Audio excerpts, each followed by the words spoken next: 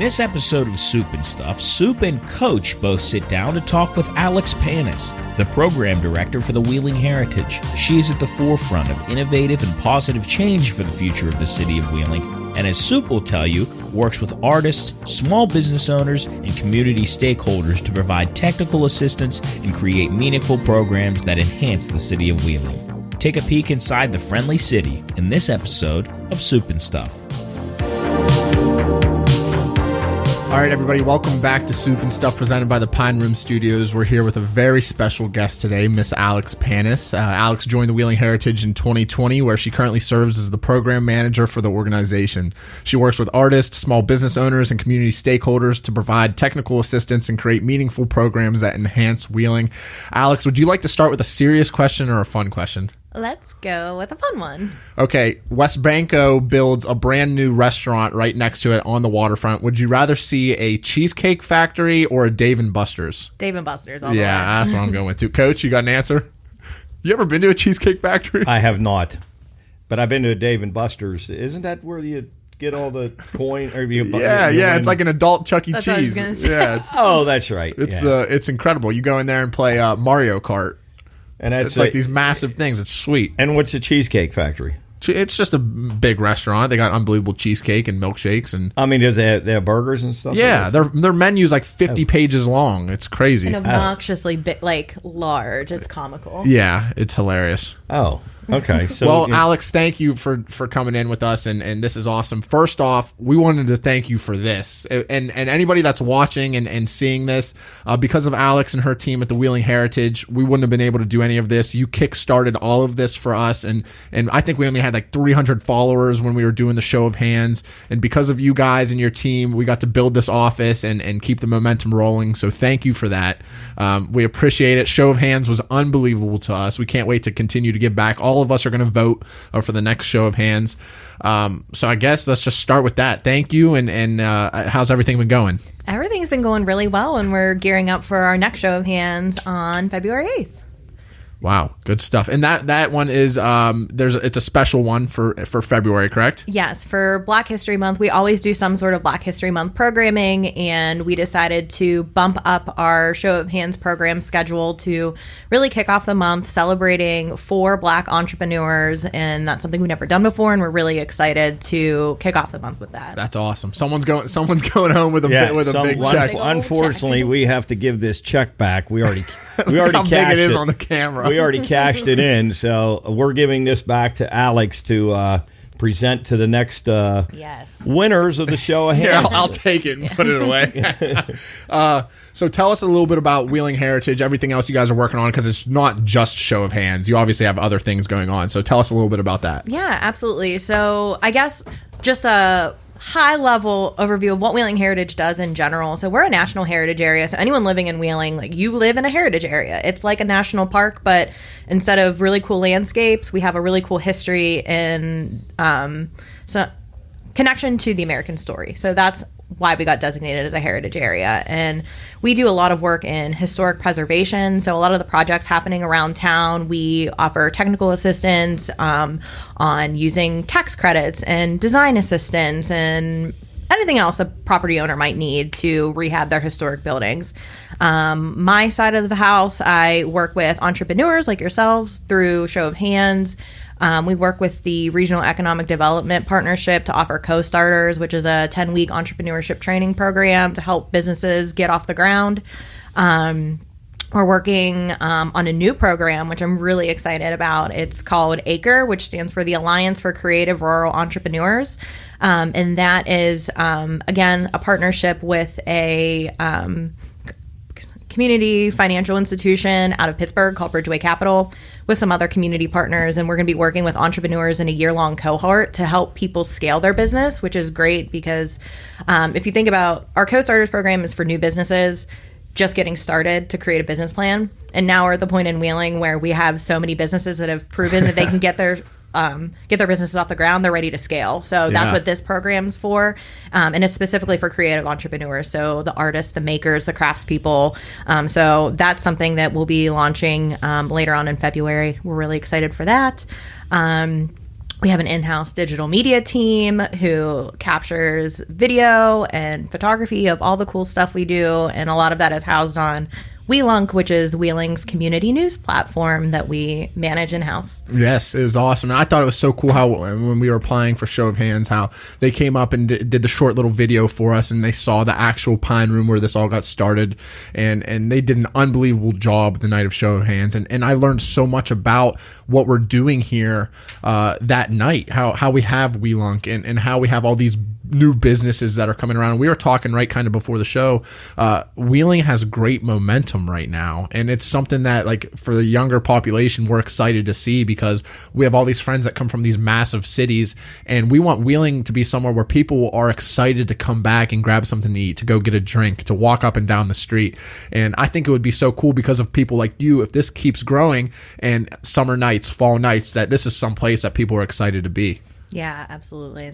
Hey, and I want to go back to the Show of Hands real quick. How many applicants do you get each time for Show of Hands? I'd say we get about a dozen, and we have to narrow that down to 4. And on any given application cycle, there's usually, some that bubble to the top that we know are. It's always a hard decision narrowing it down to the 4. That's what I'll say. And how, like, what's the criteria for narrowing it down? Is it their application? What do you think they'll use the funds for? Do you think their business has a lot of promise? I'm sure there's a lot of factors that go into it, but as you said, some of them probably jump out right out of the gate, and you say this has huge potential. Are you also looking? Remember that question, but are you also looking for unique businesses also? Yeah. So I think first and foremost, what makes a strong Show of Hands application is a really tangible ask and a realistic ask. So Show of Hands is perfect for businesses that have something that they want to do to expand their business that is less money than they would want to take a loan out for, but a little bit more than they might have saved away to make it happen right away. So one of the most perfect examples outside of yourselves is Sarah's on Main. She competed in Show of Hands a few years back, and she wanted to add on and have all the furniture in the courtyard and have that be a place for outdoor seating.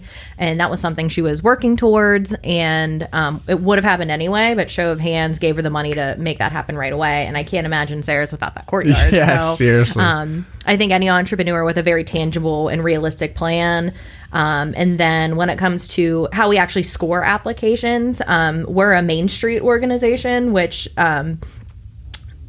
puts an emphasis on downtown businesses. So you get a couple extra points if you're in the downtown area. Yeah, and it probably makes you feel good, like coming into this office. Like, we couldn't have built this studio office without that seed money from you guys, that startup cash. So I'm sure it makes you guys feel like it's all worth it when you see the money really being used for exactly what people said they were going to use it for, and then hopefully making them a successful business, which is contributing back to Wheeling also, which we are trying to do. Yeah, absolutely. Do you find it difficult in your position and what you do with the Wheeling Heritage to really, like, when you see something negative going on with the city of Wheeling and you guys have such a high impact, do you find it difficult that you can't do enough ever? Oh, that's a good question. Because I personally and all of our close friends, we want to give back, and we want to do this and we want to do that. And it's almost like you got to pick at it brick by brick. And you guys have such a powerful position right now to be able to give back. I was kind of wondering where that stands, and you kind of got to pick and choose what's important for you guys to go and get done. Yeah, absolutely. I would say or at least how I look at any sort of negativity or why isn't this being done and why is this being done. We're like any other organization. We have priorities, and we do really well at what we can. And I don't know how I want to answer. I truly don't know how I want to answer that, because I don't know. We can steer to this then. Yeah. What do you think is something big or influential that the city of Wheeling needs to see next? Big or next? I just think more of an emphasis on economic development. So we have so many amazing buildings, and I'd like to see them filled more with more retail spaces, especially as these apartments come online, there's going to be more people living downtown. The next natural progression for that is having more restaurants, more retail opportunities. Alex, I'm just to piggyback off of Soup's questions, like, for instance, the 14th Street project, that probably years ago was just absolutely going to be demolished, and then something else. But through, I don't know whether it was through so much of you guys, but people like you that have now saved that which is probably going to be a beautiful structure. Like, those are the kind of things that you guys do as a team, because we were in there chatting with you and some of your teammates. So tell us a little bit about your team and how that 14th Street project, you guys play such a big part in that. Yeah. So the 1400 block, for anyone listening, that is the 4 buildings that's directly across from 7-Eleven in downtown Wheeling, where one of which is the adult video store, which I guess would be the most noticeable. Most noticeable. Our mission is to be a catalyst for revitalization. So when thinking of how to be a catalyst for things that are happening in Wheeling, Wheeling Heritage has been on the ground floor working with the city and interested developers to market that property in particular to qualified developers. So really we just do a lot of capacity building across the city to make sure that these projects get done. And in particular, our director of heritage programming, Betsy, who's very well versed in historic preservation, using tax credits and other financial incentives to make these historic projects work. She works very closely with the economic development and entities and the city manager on the city level, as well as these developers who are buying these properties, to make sure that there's just consistent communication across the board and that we're coming up with deals that make sense for everyone involved, and while also keeping the community in mind. Yeah, and I that was interesting that we stopped in and I had a chance to chat with her about that project. But then she said once this project gets moving, then the church on what was the next one that you guys are? It's on Byron Street. I can't think of like what number the intersection would be, but the Blue Church is in East Wheeling. Yes, on Byron Street, kind of close to the Cathedral Church. Yes, and that's what is the plan there? Yeah, the plan for that's a property that we've owned, I believe, since around 2014. It's set, hasn't been in use for quite some time. We've done some investments through the years to keep it structurally sound for the most part. We have a new roof on it, as well as some other things.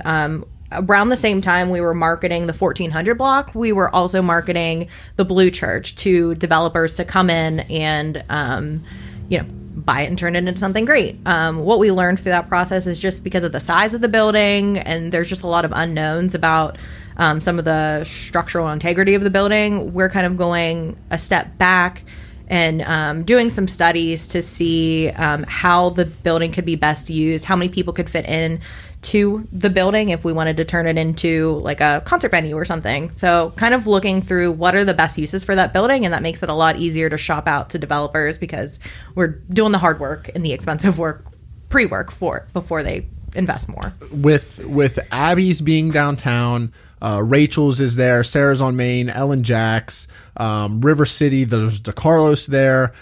There is so much opportunity for if we just keep picking away. And I think a lot of people need to realize that it's not a this is going to happen within the next 1 or 2 years goal. Like, this is a 5-year, 10-year, 15-year goal. So people that are leaving, now they come back and they start their families here, and now people want to move here. I think that's the most important thing, and there's so much stuff going down there, and more jobs are starting to be created. Mm-hmm. I think one of the coolest things we have that I can't wait to see people take advantage of it is our waterfront, and with there's that water down there is beautiful. We can get stuff set up there, and with people like you, we can do different things down there on the water, and Center Market as well. Center Market's such a fun place to walk around. So are there anyone else that you guys are kind of teaming up with right now to help out and kind of push stuff forward moving on into these next couple months? Yeah, absolutely. So a couple different things. One, on the historic preservation side of the house, we were awarded a $750,000 grant through it's called a Paul Brunn Historic Revitalization Grant. So we're able to sub-grant all of that money out to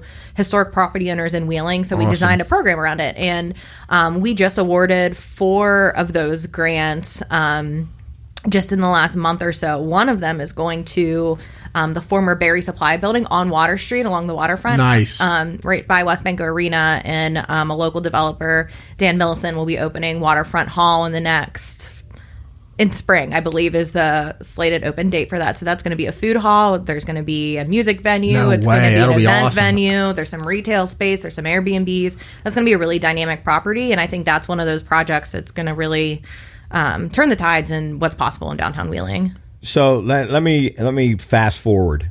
2000. Let's see. We're in 23. 2026. 3 years from now. Give me your vision of what Wheeling's going to look like. I see a downtown where streets aren't empty after 5 o'clock. I think there's going to be more activity, more foot traffic, and just more vibrancy outside of when there's big events happening. That's my hope, and that's the goal. Yeah, because I I'm quite older than both of you guys, so, and I'm sure that your grandparent or some of the older generation like me have told you about what downtown Wheeling used to be like not just for the parade, because that was really a big event, but just like on a Saturday, shopping all day and shopping, or around Christmas, the streets were packed. I mean, people 3-4 deep walking down the street, stopping at Stone and Thomas, whatever was at Woolworths, all those. So I'm sure the vision of the mayor to begin with, and then all you guys who are helping out, would be love to see that happening again. Just with all the housing and the restaurants and like Soup said, outdoor venues that people can just come and sit and enjoy whatever. So I'm sure that's one of your big visions. Yeah, absolutely. Yeah, and I'd be excited to see that. Soup, I don't know if you've ever seen pictures of that. Yeah, it's unbelievable. People used to say, and I want this to happen so badly, just for like my younger cousins and all of our close friends, and like when we all start families, people used to tell stories. You couldn't walk like there was a place to eat, there was a place to drink on every single block, and the places were packed. People would come from Weirton, people would come over from Ohio, and Wheeling was like the place to go on the weekend. And it was this fun little atmosphere. And my fiance did her schooling in Savannah, Georgia, and she made a good point. The same feel is there. Obviously, Savannah's a much bigger city, but there's water there. There's these old historic buildings. There's opportunity for growth. People just have to be in the right position to make it happen. Mm-hmm. Well, I look at the places like the Bridge Tavern, what they've done. That is just the coolest place, from all what they've invested into that, and the time and the effort that the Carls have put in. Have you been in the second and third floor of that? Yes, it's gorgeous. Yeah, isn't that cool? Mm-hmm.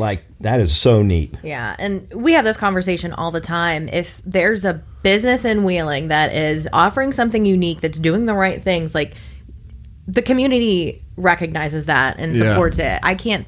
I think of the Bridge, Ellen Jack's, Sarah's on Main, Market Vines. These are places, not saying it's not hard to run a business, it is, but if you're doing the right things, the community recognizes it and will support you. Yeah, Sarah Leidick was saying the same thing.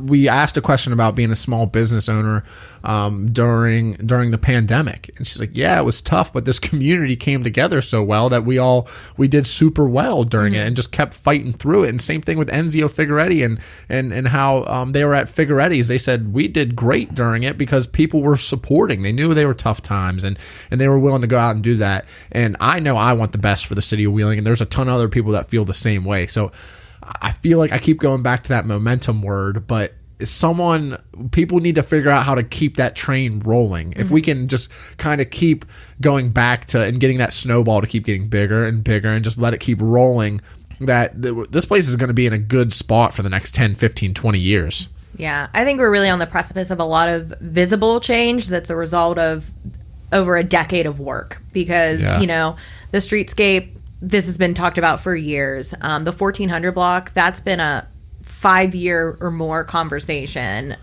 and all the other redevelopment of these properties. I think, everyone wants that instant gratification, but I think we're really on the precipice now of we're going to have new streets in the next year. Yeah. We're going to have some new businesses online in the next few years. We're going to have 2 new apartment complexes downtown very soon. So I just think this is very exciting. For as long as I've lived here, it's probably one of the most exciting times to be in Wheeling as far as seeing new things happening in real time. Yeah. Yeah, and not only new things, but things like I want to shift to like the sporting end of it. I mean, you look at we have the Nailers. We went, and I used to be a season ticket holder when the Thunderbirds were here, but I drifted away from it, and I should be going to more Nailers games. And we went a couple Fridays ago and absolutely had an unbelievable time, and I think that's the thing that people aren't utilizing either.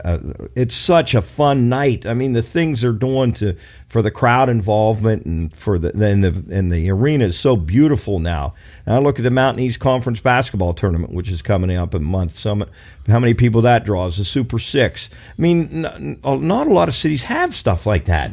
Yeah, I think.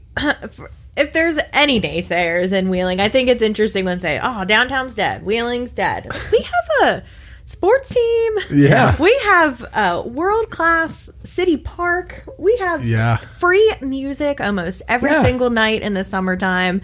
I know that we're never gonna be Pittsburgh. We're never gonna be but we're not looking to do that. Like if you want the big city feel, that's what you go and do, but there's something about what we can offer, and like you can literally walk everywhere within that, I don't know how many square feet or miles, but you could just make a big loop the whole night. And I just picture like coming back in a few years and all the bars are open late and history repeats itself. So I'm hoping, I hear these stories about when all this stuff was open late and people would just walk around and spend money down here and have a blast and listen to music, like you said. And I'm excited. I think it's going to be great. Yeah. And I think that, like, as opposed to Pittsburgh or the big city, if you go to an event in downtown Wheeling, whatever it is, everybody you see, you're going to know. It's like almost an extended family. You know so many people. Whereas if you go to Pittsburgh, I'm sure the Pittsburgh people don't know everybody, and when maybe they go with a group of people, but if they're in 100 people, they may know 10 of them. If you're in Wheeling and you're with 100 people, you know 90 of them. Yeah. It's like the coolest thing to do. Like if you go into one of the bars or the restaurants or come to an event, Italian festival or something, you're going to know so many people. It's just, to me, it's a different feel. And like you said, if people say there's nothing to do in Wheeling, I just don't think they're... I don't think they're looking hard enough. Exactly. They're not exploring all the options. They're really not. I mean, you see the live music roundup in the paper today. I always look to see who's playing where. There's so many venues.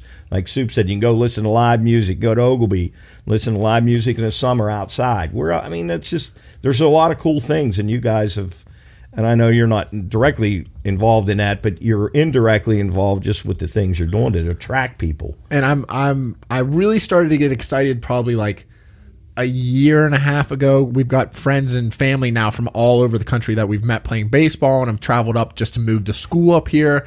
And they started to kind of be like, yeah, let's go here and go grab a drink, or let's go here and grab something to eat. And just a couple months ago, someone really close to us said, you know what? Every time I go back, it's getting better. Mm-hmm. And it's like, well, that's a good point. If we can just keep making that so when people come back and visit, they're like, I want to go again. Or next big event, I want to make sure I'm at that event. Mm-hmm. And just real little things. It's going to take an army of people like you and everyone else.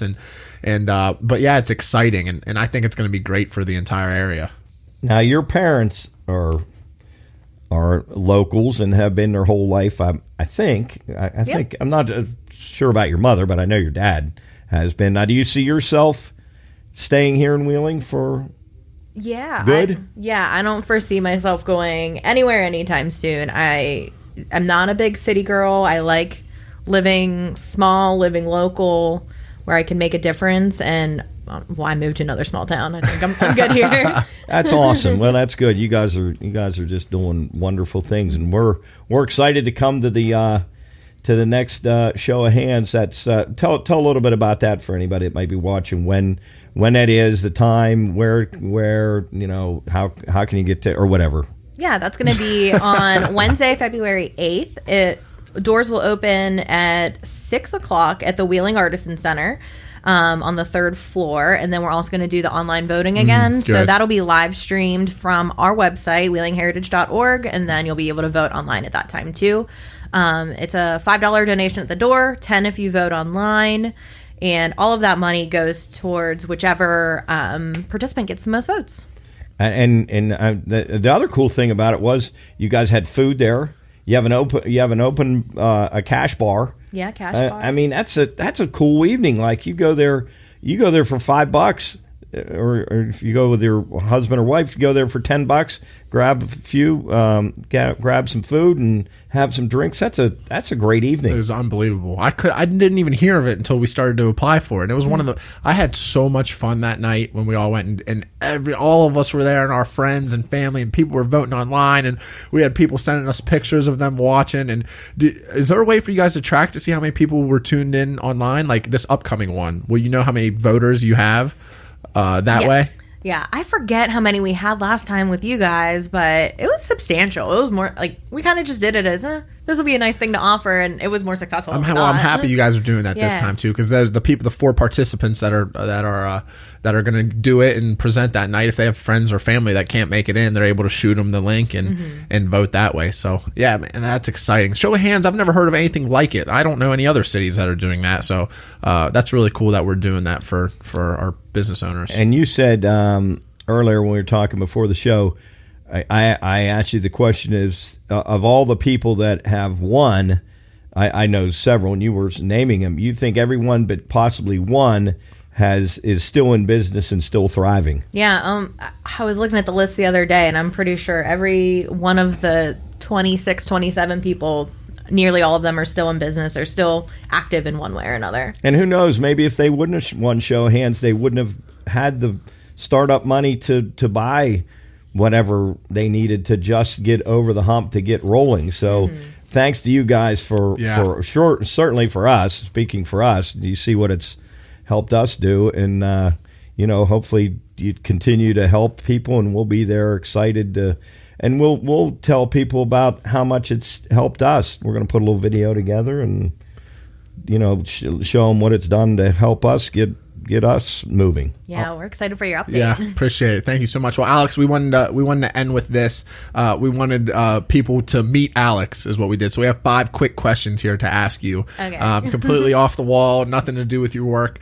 What is your go-to meal after a long week, or favorite food? Ooh, go-to meal after a long cooked, or something that I cook, or something that I grab? Both. All right, if I was going to cook something, it would be like a tikka masala in the crock pot. What is that? Just like a spicy curry dish. Oh, that's right up my alley. I do that when I have really long days, because I'll just throw it in the crock pot and then I have a whole meal when I get home. So nice. I like that. Quick meal, just like pizza from DeCarlo's. Yes, it's extra cheese. Which DeCarlo's? Downtown or? I'm a St. Clairsville girly, so if it's quick and it's a long day, I have to get it from St. Clairsville, which I guess is a fun fact. I do all this work in Wheeling and I don't even live here.